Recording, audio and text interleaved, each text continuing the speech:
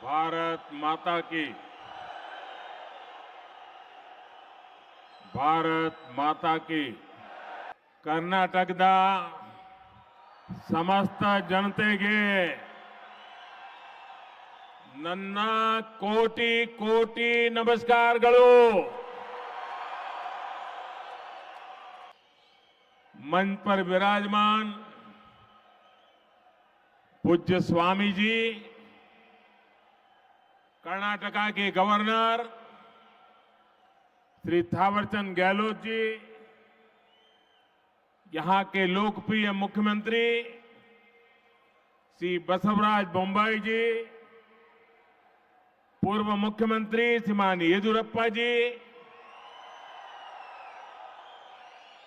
केंद्रीय मंत्रिमंडल के मेरे सहयोगीगण, राज्य सरकार के मंत्री, सांसदगण, विधायकगण, अन्य सभी महानुभाव और विशाल संख्या में पधारे हुए मेरे प्यारे भाइयों और बहनों,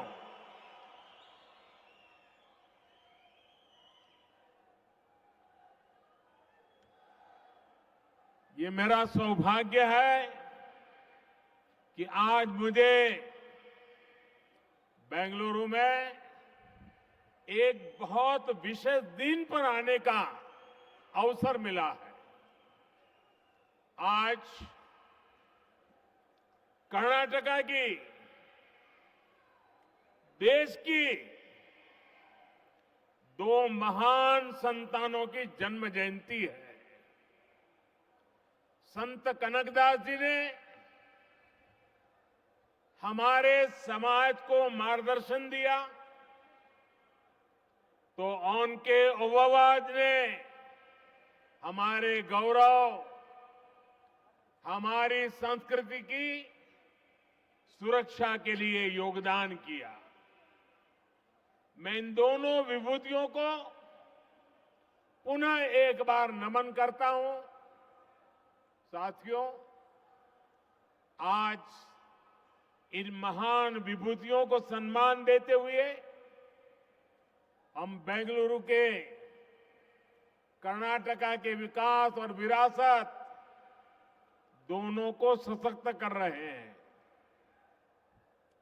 आज कर्नाटका को पहली made in India Vande Bharat train मिली। ये ट्रेन चेन्नई,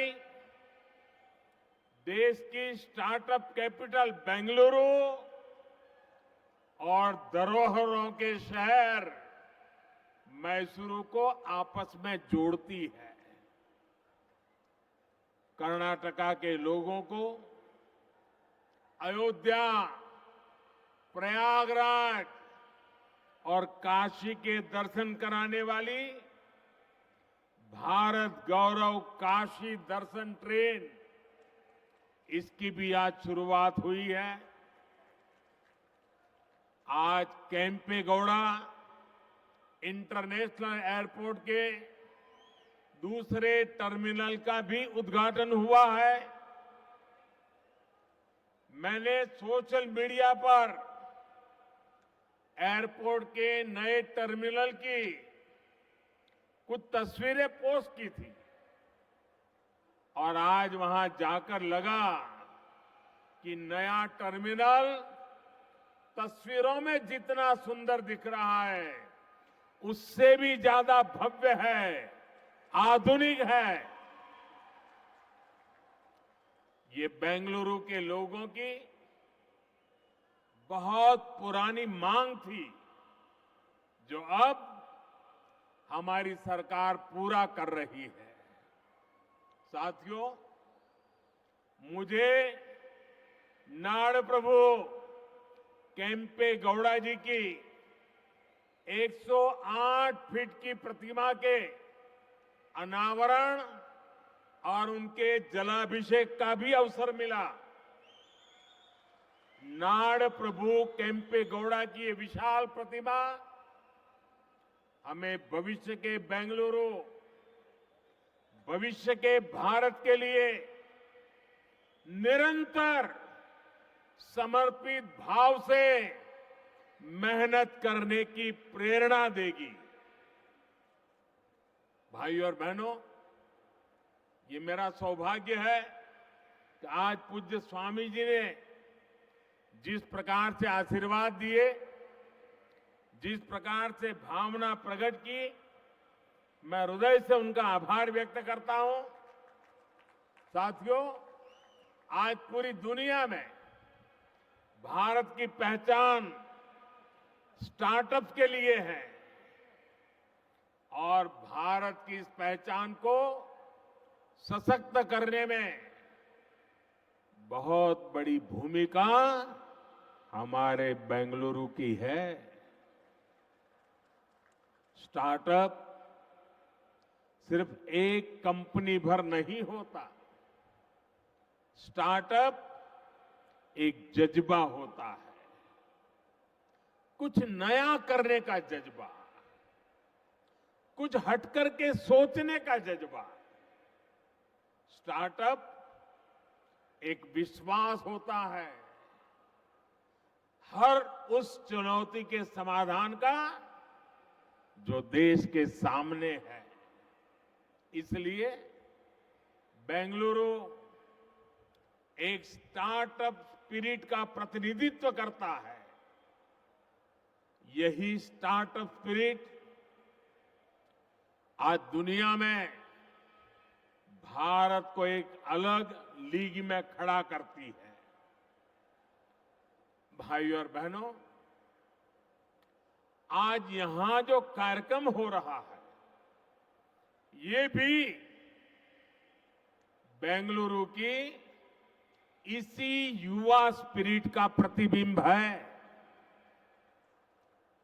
आज शुरू हुई वंदे भारत एक्सप्रेस भी सिर्फ एक नई ट्रेन नहीं है, बल्कि ये नए भारत की नई पहचान है।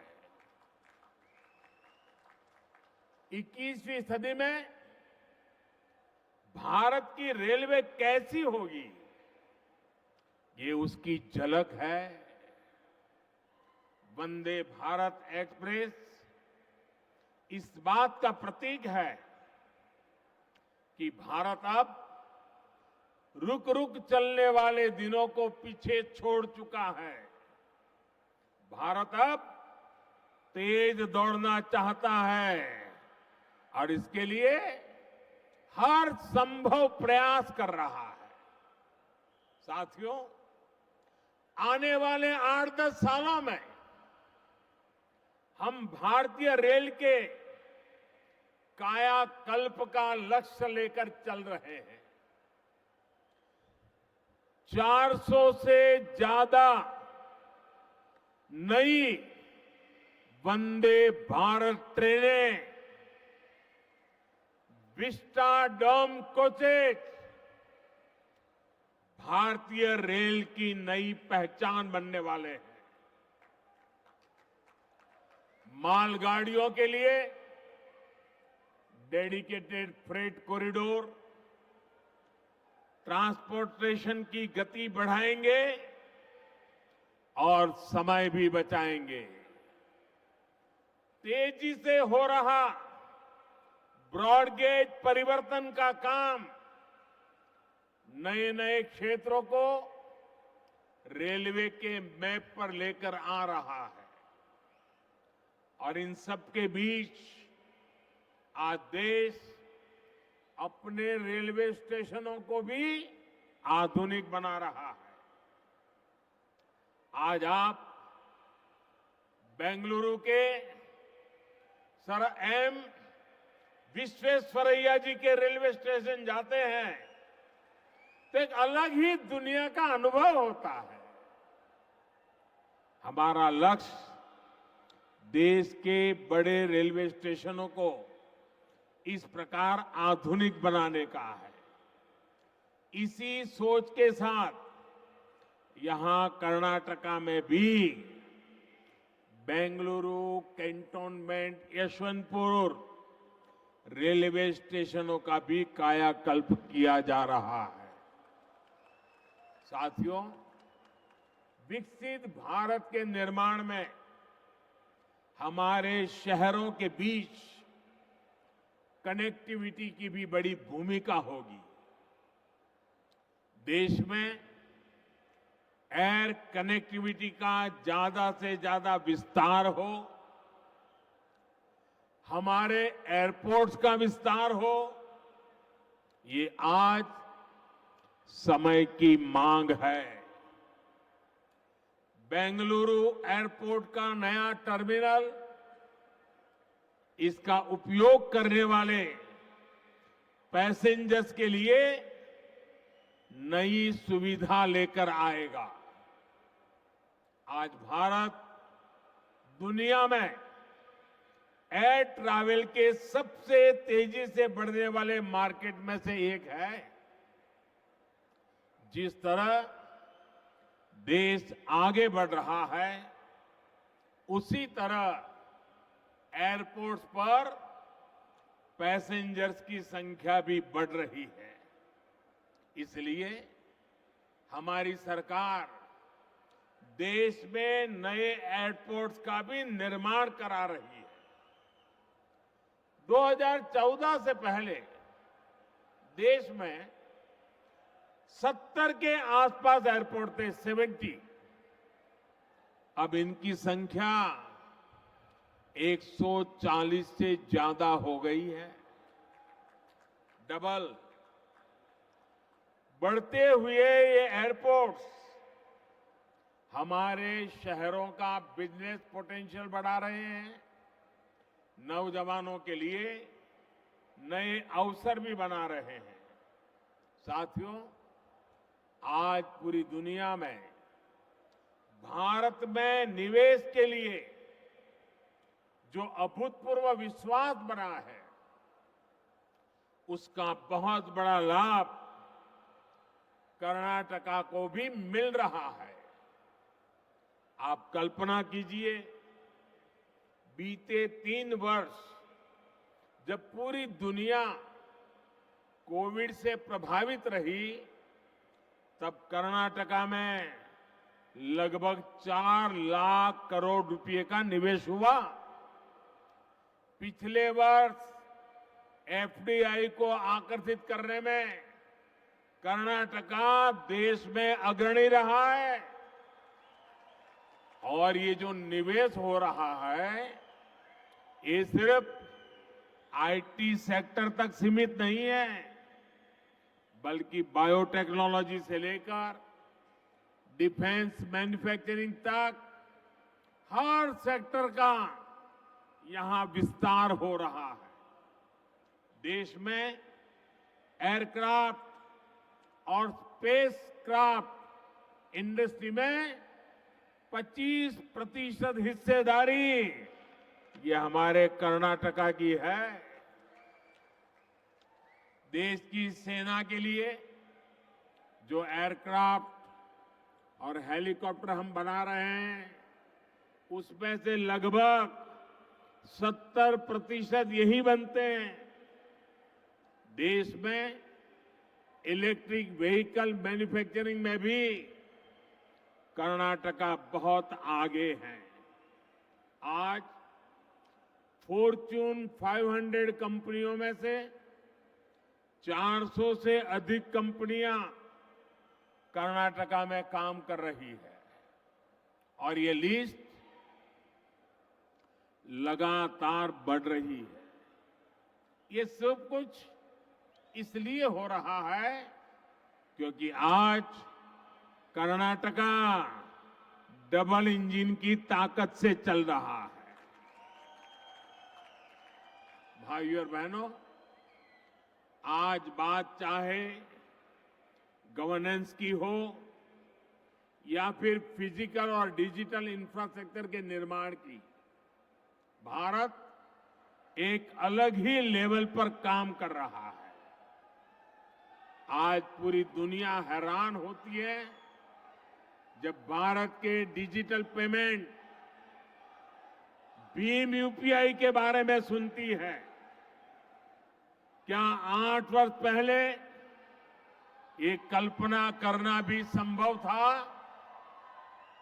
Made in India, 5G technology, क्या ये सोचा भी जा सकता था? इन सब में बेंगलुरु के युवाओं की, यहां के प्रोफेशनल्स की बहुत बड़ी भूमिका है। 2014 से पहले के भारत में ये चीजें कल्पना से परे थी। इसका कारण ये है कि तब जो सरकारें थी उनकी सोच ही पुरानी थी। पहले की सरकारें स्पीड को लग्जरी तो स्केल को रिस्क मानती थी। हमने ये धारणा बदल दी है। हम स्पीड को भारत की आकांक्षा मानते हैं और स्केल को भारत की ताकत मानते हैं। इसलिए आज भारत पीएम गति शक्ति नेशनल मास्टर प्लान के तहत देश में इंफ्रास्ट्रक्चर का विकास कर रहा है। हम सभी साक्षी हैं कि कैसे अतीत में इंफ्रास्ट्रक्चर के निर्माण में सबसे बड़ी समस्या तालमेल की रहती थी। जितने ज्यादा विभाग, जितनी ज्यादा एजेंसियां, उतनी ही देरी निर्माण में होती थी। इसलिए हमने तय किया कि सबको एक प्लेटफॉर्म पर लाया जाए। आज पीएम गति शक्ति नेशनल मास्टर प्लान के तहत 1500 से ज्यादा लेयर्स भी हैं। डेटा विभिन्न एजेंसियों को सीधे उपलब्ध हो रहा है। आज केंद्र और राज्य सरकारों के दर्जनों मंत्रालय, दर्जनों विभाग इस प्लेटफॉर्म से जुड़ चुके हैं। आज देश नेशनल इंफ्रास्ट्रक्चर पाइपलाइन के तहत इंफ्रा पर लगभग 110 लाख करोड़ रुपए के निवेश का लक्ष्य लेकर चल रहा है। देश में ट्रांसपोर्ट के हर माध्यम एक दूसरे से जुड़े, एक दूसरे को सपोर्ट करें। इसके लिए देश का बल, पूरी ताकत मल्टी मॉडल इंफ्रास्ट्रक्चर पर है। कुछ समय पहले ही देश ने नेशनल लॉजिस्टिक पॉलिसी भी लॉन्च की है। ये पॉलिसी देश में ट्रांसपोर्टेशन का खर्च कम करने, ट्रांसपोर्टेशन को इनोवेटिव बनाने में मदद करेगी। साथियों, भारत को विकसित बनाने के लिए फिजिकल इंफ्रास्ट्रक्चर के साथ ही देश के सोशल इंफ्रास्ट्रक्चर का भी मजबूत होना उतना ही आवश्यक है। मुझे खुशी है कि कर्नाटका की डबल इंजन सरकार सोशल इंफ्रा पर भी उतना ही ध्यान दे रही है। बीते 8 वर्षों में देश में गरीबों के लिए 3.5 करोड़ घर बनाए गए हैं। यहां कर्नाटका में भी गरीबों के लिए 8 लाख से ज्यादा पक्के घरों को स्वीकृति दी गई है। जल जीवन मिशन के तहत सिर्फ 3 वर्षों में ही देश में 7 करोड़ से अधिक घरों में पाइप से पानी की सुविधा पहुंचाई गई है। कर्नाटका के भी 30 लाख से ज्यादा ग्रामीण परिवारों तक पहली बार पाइप से पानी पहुंचा है। आयुष्मान भारत योजना के तहत देश के 4 करोड़ गरीबों को अस्पताल में मुफ्त इलाज मिला है। कर्नाटका के भी 30 लाख से अधिक गरीब मरीजों ने ये योजना का लाभ लिया है। मुझे खुशी है कि इन सुविधाओं के सबसे अधिक लाभार्थी हमारी माताएं हैं, हमारी बहनें हैं, हमारी बेटियां हैं। भाइयों और बहनों, आज देश में छोटे किसान हो, छोटे व्यापारी हो, फिशरमैन हो, रेहड़ी पटरी ठेले वाले हो, ऐसे करोड़ों लोग पहली बार देश के विकास की मुख्य धारा से जुड़ रहे हैं। पीएम किसान सम्मान निधि के तहत देश के 10 करोड़ से अधिक किसानों के बैंक खातों में लगभग 2.25 लाख करोड़ रुपए ट्रांसफर किए गए हैं। कर्नाटका के भी 55 लाख से ज्यादा छोटे किसानों को लगभग 11,000 करोड़ रुपए मिल चुके हैं। पीएम स्वनिधि के तहत देश के 40 लाख से अधिक रेहड़ी पटरी ठेले वाले भाई बहनों को आर्थिक मदद मिली है। इसका लाभ कर्नाटका के भी 2 लाख से ज्यादा स्ट्रीट वेंडर्स को हुआ है। साथियों, इस बार 15 अगस्त को लाल किले से मैंने अपने देश की विरासत पर गर्व की बात कही थी। हमारी ये विरासत सांस्कृतिक भी है, आध्यात्मिक भी है। आज भारत गौरव रेल देश के आस्था और आध्यात्म के स्थलों को जोड़ने के साथ ही एक भारत श्रेष्ठ भारत की भावना को भी मजबूत कर रही है। इस वर्ष अब तक देश के अलग अलग हिस्सों के लिए इस ट्रेन की 9 यात्राएं पूरी हो चुकी हैं। शिरडी मंदिर हो, श्री रामायण यात्रा हो, दिव्य काशी यात्रा हो, ऐसी सभी ट्रेनों का यात्रियों को बहुत सुखद अनुभव रहा। आज कर्नाटका से काशी, अयोध्या और प्रयागराज के लिए यात्रा शुरू हुई है। इससे कर्नाटका के लोगों को काशी, अयोध्या के दर्शन करने में मदद मिलेगी। भाइयों और बहनों, भगवत भक्ति और सामाजिक शक्ति से कैसे समाज को जोड़ा जा सकता है, इसकी प्रेरणा हमें संत कनकदास जी से भी मिलती है। एक तरफ उन्होंने कृष्ण भक्ति का रास्ता चुना और दूसरी तरफ कुल कुल कुल वेंदु होड़े दाड़धीरी कहकर उन्होंने जाति के आधार पर भेदभाव को खत्म करने का संदेश दिया। आज पूरी दुनिया में मिलेट्स यानी मोटे अनाज के महत्व को लेकर के चर्चा हो रही है। संत कनकदास जी ने उस दौर में ही मिलेट का महत्व स्थापित कर दिया था। उनकी रचना थी राम धान्य चरिते। उन्होंने कर्नाटका में सबसे ज्यादा पसंद किए जाने वाले मिलेट रागी का उदाहरण देते हुए सामाजिक समानता का संदेश दिया था। भाइयों और बहनों, आज हमारा प्रयास है कि बेंगलुरु शहर का विकास वैसे ही हो जैसे नाड़ प्रभु केम्पे गौड़ा जी ने कल्पना की थी। इस शहर की बसावट यहां के लोगों को केम्पे गौड़ा जी की महान देन है। इस बसावट में उन्होंने जिन बारीकियों का ख्याल रखा है वो अद्भुत अद्वितीय है।